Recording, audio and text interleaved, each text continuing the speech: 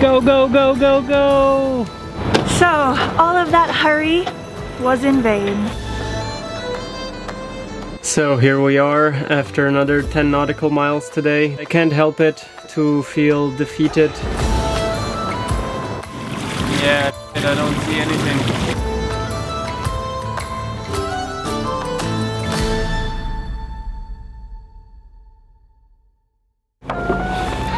I'm Maya, and this is Aladino.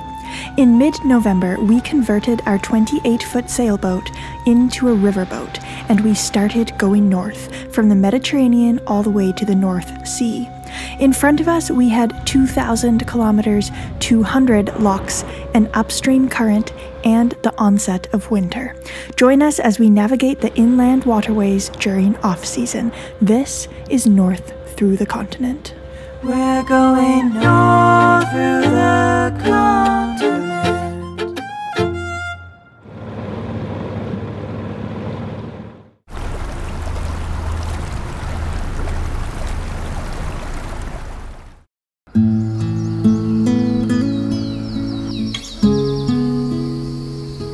Time to go to the boulangerie to get some bread before we head up the river again.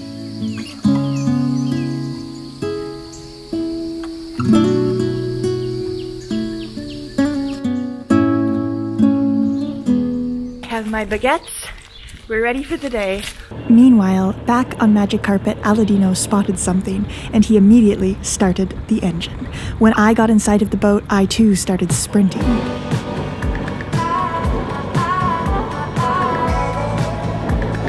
Let's go! Go, go, go, go, go!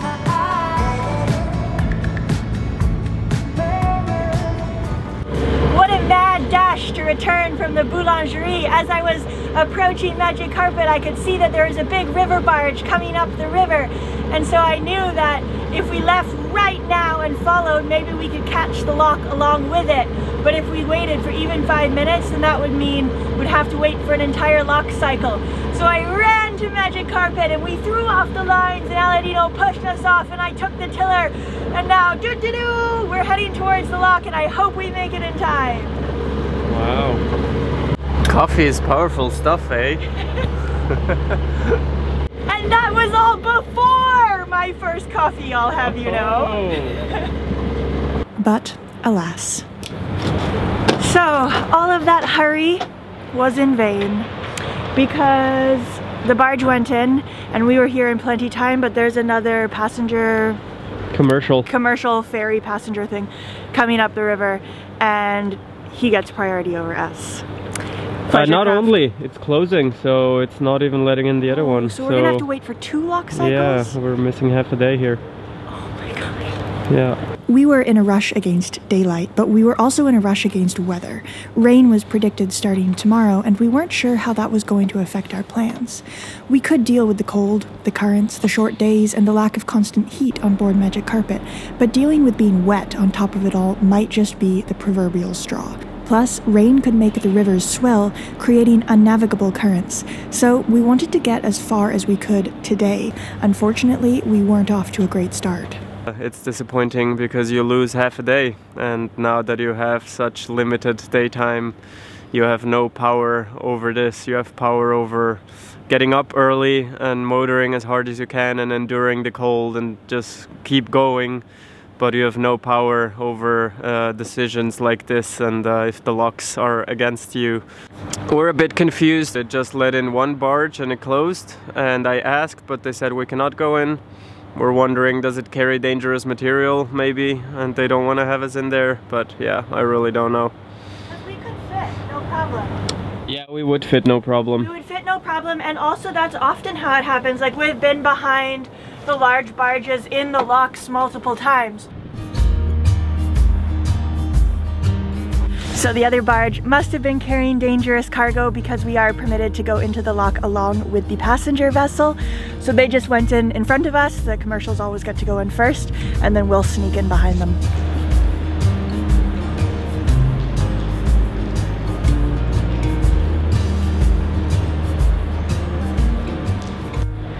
Look at my little Rhone princess. So the size of all of these locks on the Rhone River really gives you a perspective on what the Rhone might have been like before the locks were in place. Because I mean, each one of these locks, the smallest is 10 meters or so, isn't it? Yeah, about 9. About 9 meters. And most of them are even more than that.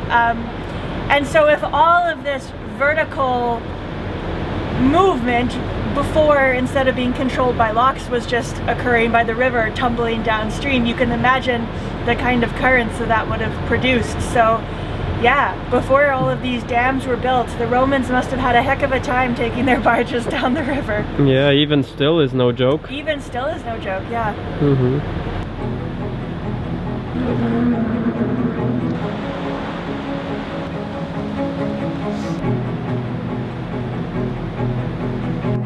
Sunshine! One more lock behind us. So it seems like they're dredging, and then they're spitting out the stuff that they're dredging over there, I think. That's some pretty black water coming out of there. I hope that's just mud.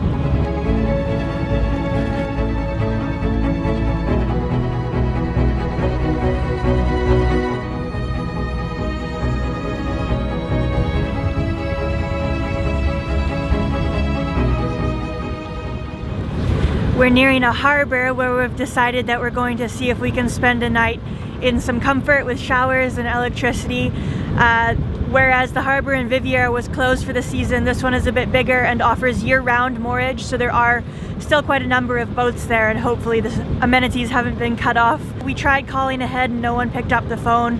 I don't know if the number on the chart is still correct, but anyway, we'll see what we find.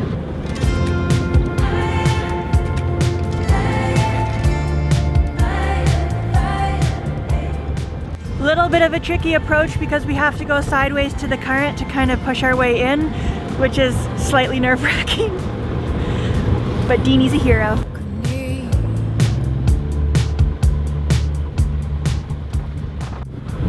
Et voila, in the protection of the harbor, no more river current against us.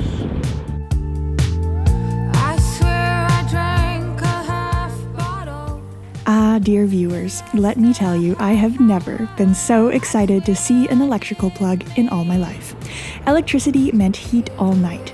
We were being really conservative with our diesel, and we weren't running our diesel heater at night, but getting up in the morning to a nearly frozen boat is a really good way to make you not want to get up in the morning. And now that we had some heat, I was very happy. Unfortunately, Aladino wasn't. So here we are after another 10 nautical miles today, barely 20 kilometers. We are in Cruas, and actually the harbor was open, and there is electricity and water, and we got a pin for the showers. But I can't help it to feel defeated somehow. Second day of just motoring half a day and barely making 10 miles, yeah, those 20 kilometers where we could do double that. But the rain has started, and yeah, I can't help it. I was just in the mindset of fighting against the cold and enduring the weather and just going for it. So it's just a feeling right now. I mean, it is great to have a shower, replenish, have the electric heater on right now, and it's warm in here. So those are all good things. I might just be a little tired and go have a shower now and enjoy the rest of the evening.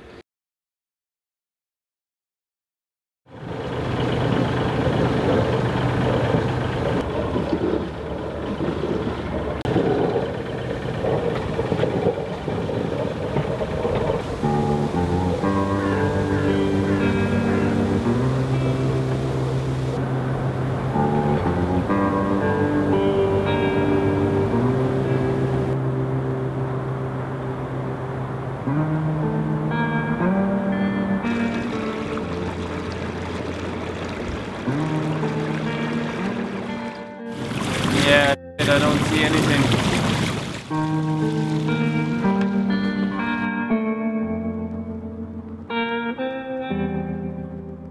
It was early and cold, and the damp air clung to everything.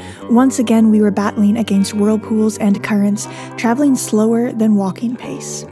After 5 days of this, with hundreds more kilometers still to go, some of you might be wondering why we chose this adventure, and at this time of year. Part of the reason is we want to arrive in the north before the summer sailing season starts, but the other reason, and the reason that makes less sense, is that I felt more alive in these exact moments than I had all summer. I think it's because now we have a goal, to go north. And we also have obstacles. Don't freeze, don't lose control of the boat, keep pushing. When you're in the midst of an adventure, your brain can't turn off. And there's something about that electrifying current that propels me onwards. In these rainy, cold, dreary mornings fighting our way upstream, I felt like I got my groove back. It's a good cocktail, a little nerve-wracking, a little exciting, but we'll just go slow. It seems like it's lifting pretty fast. Instead of going into the harbor and wait, we are being productive, but slowly and carefully.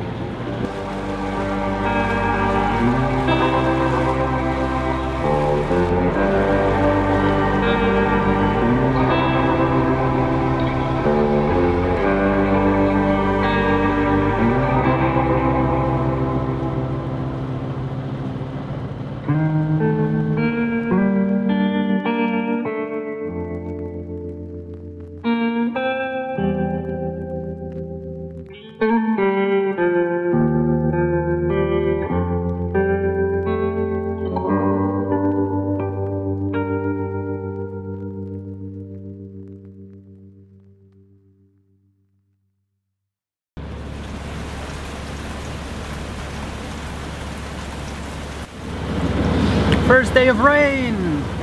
And we couldn't be any better under our protection. It's so nice. Yeah. The benches still get wet, but we're not sitting anyway. Yeah, I'm very pleased. It's just a mild drizzle. It's more that we have to watch out for the fog today. But yeah, it's glad to not notice that it actually is raining. When I was off watch, I sat inside and wrote letters to friends and to patrons. We passed by ancient towns and modern industry. Everything was going well. Also, we were worried about stronger current when it's raining, but we were told by many not to worry when it rains, but it accumulates. First the ground gets wet, and maybe the day after or some days after you will feel it. So we decided today being the first rainy day, we just keep going, and it hasn't been a problem. We're still averaging our 2.5 knots. All is good.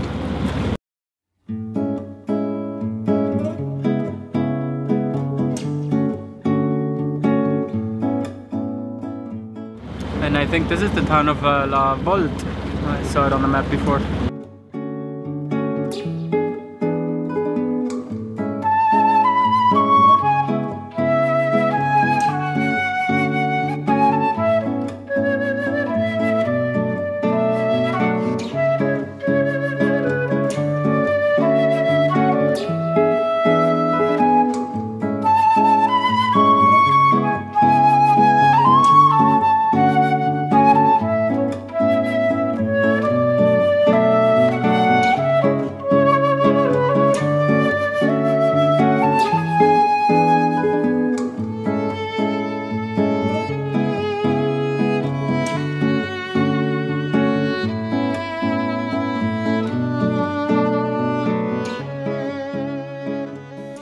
As evening approached, we neared the harbor of Valence, the biggest pleasure craft harbor we'd come across so far. We pulled in and found a berth, accompanied by swans and the peaceful sound of languid water lapping against the hull.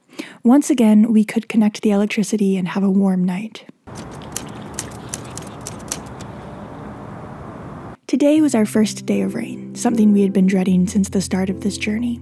But it turned out to be no problem. Aladino's cockpit enclosure kept us dry, and if anything, the cloud cover had brought slightly warmer temperatures. We made good progress today, which always puts us in a good mood.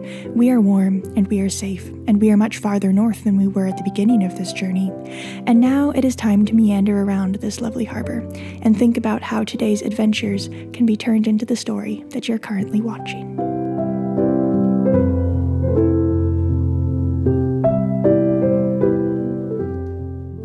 Thank you so much for watching. Join us next week as we finally slip a little bit closer towards a classic French experience and discover a beautiful French town complete with chocolate, wine, and delicious pastries, where we decide to stay to wait out some rain and some intense river flooding. And an extra big thank you to our patrons for making these episodes possible. These videos are completely funded by viewers like you, and it's for as little as $2 a month. You make a giant difference in our lives and being able to produce these videos and keep upgrading our equipment and have the means to just keep going. So thank you so much to all of you, and an extra big thank you to these folks who really go the extra mile to make sure that these episodes keep happening. If you're interested in becoming a patron, there's a lot of behind the scenes bonuses and benefits for doing so. Please check out the link in the description, and like I said, as little as $2 a month really goes a long way. All right, we'll see you in the next episode.